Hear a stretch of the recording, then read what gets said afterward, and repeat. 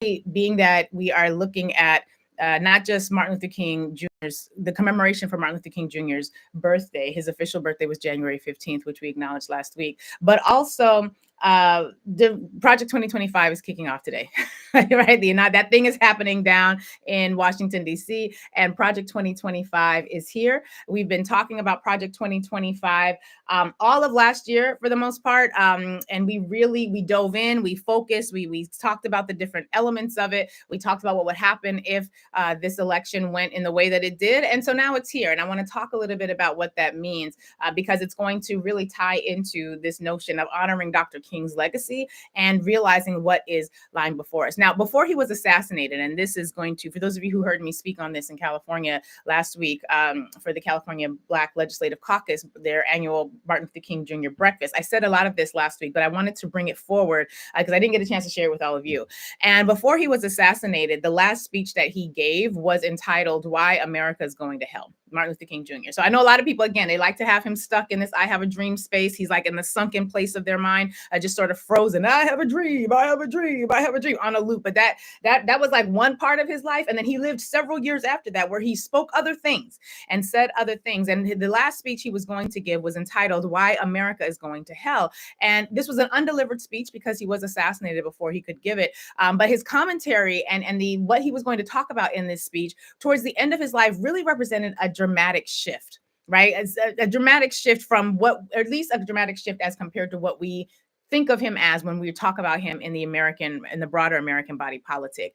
And in a story that was shared by his friend, actor and activist Harry Belafonte told reporters years later that midway through the civil rights movement, this is a direct quote, midway through the civil rights movement, Dr. Martin Luther King Jr. realized that the struggle for integration would ultimately become a struggle for economic rights. We're talking class.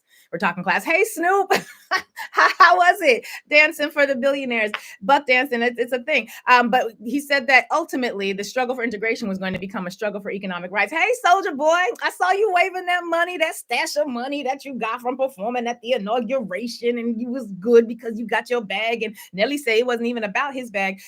It's always about the bag. But he says that ultimately the struggle for integration would become a struggle for economic rights. And Belafonte reflects by saying, "I remember the last time we were together at my home, shortly before he was murdered. He seemed quite agitated and preoccupied, and I asked him what the problem was. And according to Belafonte, King responded, quote, I've come upon something that disturbs me deeply. We have fought hard and long for integration, as I believe we should have, and I know we will win, but I have come to believe that we are integrating into a burning house. I'm afraid that America has lost the moral vision she may have had. And I'm afraid that even as we integrate, we are walking into a place that does not understand that this nation needs to be deeply concerned with the plight of the poor and the disenfranchised."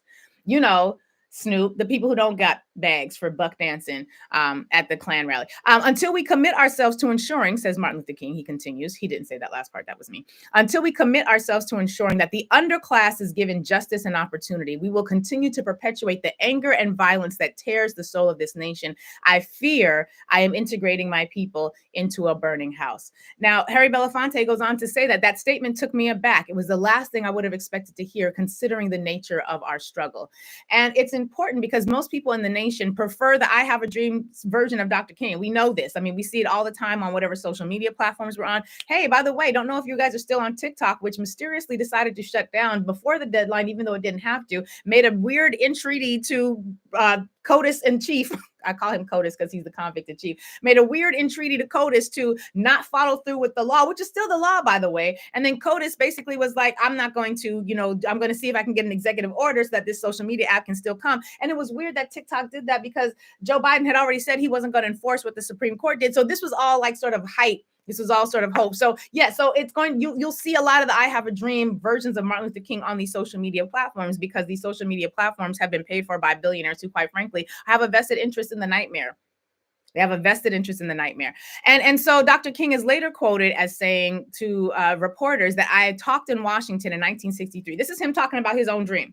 He says, "I talked in Washington in 1963 about my dream, and we stood there on those high moments with high hopes And over again, I have seen this dream turn into a nightmare because you see, Dr. King understood the need to adjust his analysis. He understood the need to adjust how he moved based on his continued study of the realities of this nation. And when you look at the realities of the nation, one of the things we have to understand is something that an author, the name of whom is escaping me at the moment, but this is a quote that I got from somebody else. I just can't remember who it was. But they said that any psychologist will tell you that genuine healing requires a candid confrontation with the past. If there is to be healing, there must first be truth.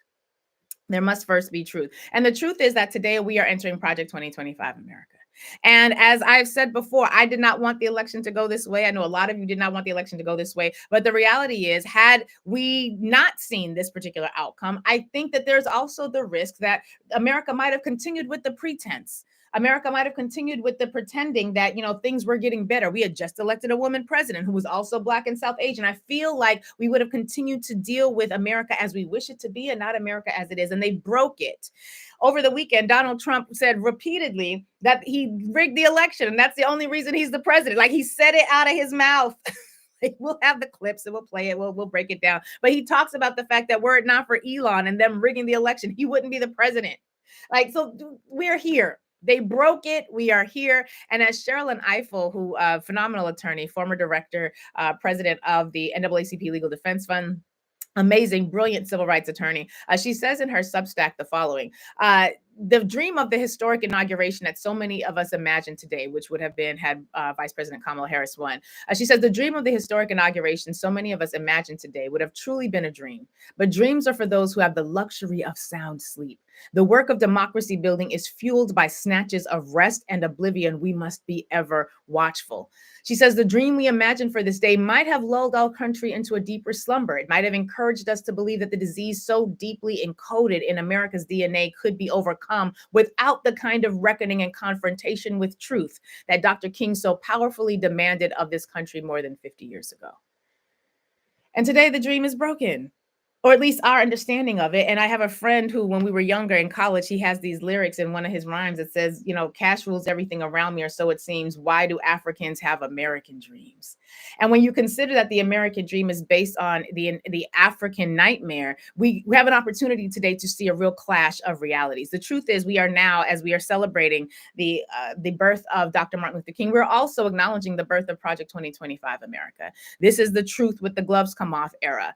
We talked before last year, we talked extensively about the policies of Project 2025, where they are planning to cut every single benefit that they can. Why? Not because they're just cruel and evil, although they are, but because they want to be able to fund their trillions of dollars in tax cuts. Over the weekend, CODIS in chief, number 47, launched a meme coin, wherein he became one of the 25 top richest people, selling absolutely nothing but a meme coin, monetizing his support, and gained billions upon billions upon billions of dollars in a cryptocurrency scheme that essentially crashed a little bit once his wife also then launched a meme coin. They have decided they're going for broke, and they're no longer going to pretend. And I appreciate that. Because we need to be clear about what it is that we're experiencing and the world that we're in right now. And so the world we're in right now is one of Project 2025 America. And that means, as I said, they had 4 pillars to Project 2025. One was the policies themselves, which you can still download, project2025.org. You can still download it, and you can see what the policies are. They believe in ending access to support services for people who are poor. They believe in cutting all the benefits programs, and whether you're a veteran, whether you're an old person, it doesn't matter to them. They don't believe in social safety nets. They are going to cut the Department of Education. And they have, as a way of effectuating this, because a lot of people said, oh, there's no way that can happen, because the last time Trump was in office, y'all said all this was going to happen and it didn't get a chance to. You're right. It didn't get a chance to. And here are some of the differences. We know that of the many executive orders, and we're told that there are going to be over 100 of them, so don't allow yourself to get overwhelmed. That's the point. They want to overwhelm you with an onslaught of information. But of the executive orders that are supposed to be signed, one of them is supposed to be the Executive Order Schedule F, which will allow for CODIS in chief to be able to fire tens of thousands of civil servants, the only folks who were a part of the government that were there, regardless of their political affiliations, to make sure that government continued to run. We also know that once that executive order is signed, that the thousands of folks who are part of MAGA world who have been submitting their resumes over the course of the past several months in the database that we told you about, because it was on their website, they were gathering resumes because they want to make sure that they're going to be able to replace those tens of thousands of civil servants with their MAGA loyalists. They're going to be getting uploaded and they're going to be getting onboarded. And then comes Pillar 4, which starts today. That was Pillars 1, 2, and 3. Pillar 4 is the 180-day playbook. And the 180-day playbook, which we have not yet seen, but we are about to find out because we all go FAFO together on this anyway. But the 180-day playbook is their 6-month timeline. Well, they will be able to go from inauguration, from the codice's hand on the Bible, which is like a gold Bible, a gold version of the Bible. They just launched a new Bible, new mixtape dropped this weekend. I believe it's $99 for a gold plated Bible. Yeah, Trump Bible. He's going to be placing his hand on that Bible. And from that moment until 6 months later, they have a plan where they will essentially remake America from what it is into a Project 2025 reality. The house is definitely burning Martin Luther King Jr. The house might be smoke and ashes by the time they get rid of it. Howsoever, what we need to be clear about is our ability to take this moment, allow them to do whatever it is that they're going to do. It's above us now. But to take this moment and to think about how we come together in a spirit of umoja, unity, which means we strive for and maintain unity within the family, community, nation, and race. How do we gather together with others and kuji chagalia, self-determination, where we define ourselves, name ourselves, create for ourselves, speak for ourselves, educate ourselves, defend ourselves, defend ourselves, defend ourselves. How do we ujima, collective work and responsibility? How do we make our brothers and sisters' problems our problems and solve them together? How do we ujamaa, cooperative economics, without depending on the Snoops and the Soldier Boys and the Nellies of the world? How do we ujamaa with us, with the power of the people who are not trying to also become part of the billionaire class, where we have a cooperative economics, where we build and maintain our own store, shops, and other businesses and profit from them together? How do we nia together? How do we purpose together? How do we make our collective vocation the building and developing of our community in order to restore our people to their traditional greatness? How do we kuumba? How do we creatively figure out how to use every gift, skill, and talent that we have to make this world better and to do more to make it better and more beautiful than it was when we inherited it? How do we imani together? How do we faith together, where we are believing with all our heart and our parents, our teachers, and the righteousness and victory of our struggle? That is our task. That is the task that befell Martin Luther King Jr. It is the task that all of our elders and the people that we look up to and that we revere, it is the task they had to assume, and it is the task that we must take on ourselves. And if we're going to acknowledge Martin Luther King Jr.'s day, on the same day that we are acknowledging the birth of Project 2025, then I think it is important that we also remind ourselves of the words of one Assata Shakur, who said that it is our duty to fight for our freedom. It is our duty to win. We must love and protect each other. We have nothing to lose but our chains. We're going to head to commercial break. On the other side, we are going to be welcoming in our first guest. Roy Wood Jr. will be with us in just a minute. Much more to come on the Lurie Daniel Favors Show. We'll be right back after this. Oh, and if you're on YouTube, can you like and subscribe and do that thing that y'all do? Love you. Thanks. Bye. We'll be back, y'all.